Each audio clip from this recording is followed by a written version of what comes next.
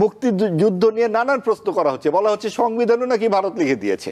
সংবিধান যদি ভারতই লিখে দিবে তাহলে ভারত তো অঙ্গরাজ্যই বানিয়ে নিত। সবার আগে হয়েছে ৭১-এর বড় খুন, সেই বড় খুনে যে এই দলটি জড়িত সেই দলটি এখন খুব সাড়ম্বরে কথাবার্তা বলে। তারা যে একটি গণহত্যা এবং দেশের জন্মের বিরোধিতা করেছিল সেই প্রস্তুতি করবার মতো আজকে কেউ নাই। আপনি আওয়ামী লীগের হত্যা নিয়ে কথা বলছেন, আপনি জামাতে ইসলামীর হত্যা নিয়ে কেন কথা বলবেন না? এবং আওয়ামী লীগকে আপনি নিষিদ্ধ করছেন, সেটা নিয়ে প্রধান উপদেষ্টা যথেষ্ট সড়ম্বরে বলছেন আওয়ামী লীগ নিষিদ্ধ। কেন জামাতে ইসলামী তাহলে কোন যুক্তিতে তারা সহি হয়ে যায়? এরা যে ৩০ লক্ষ মানুষের মৃত্যু শহীদ হবার ব্যাপারের সঙ্গে তারা জড়িত। চালনি বলে সুই তোর পেছনে ফুটো।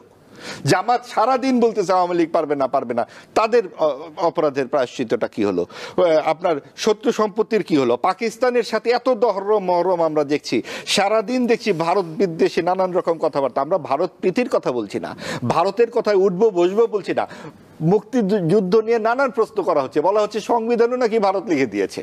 সংবিধান যদি ভারতই লিখে দিবে তাহলে ভারত তো অঙ্গরাজ্যই বানিয়ে নিত। এবং ভারত কি করলো না করলো সেই দায়িত্ব মুক্তিযোদ্ধাদের উপরে দিলে চলবে না। মুক্তিযুদ্ধ কোনোভাবেই আওয়ামী লীগ বা শেখ হাসিনার দলীয় ব্যক্তিগত বা পৈতৃক সম্পত্তি নয়। এটা একটি জাতির আত্মপরিচয়, বাংলাদেশের হৃৎপিণ্ড, আত্মা। সেই আত্মা আমাদেরকে পার্থক্য করছে পাকিস্তানের সঙ্গে। আমাদের রাষ্ট্রের দৃষ্টিভঙ্গি কি? সেই দৃষ্টিভঙ্গি আমরা পেয়েছি ২৩ বছরে পাকিস্তানের বিরুদ্ধে যুদ্ধ এবং সংগ্রাম ও ৯ মাসের রক্তক্ষয়ী যুদ্ধের মাধ্যমে।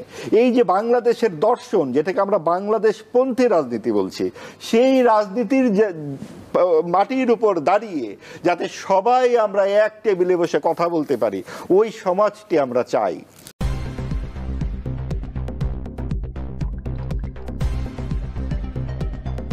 News Vision Digital Multimedia.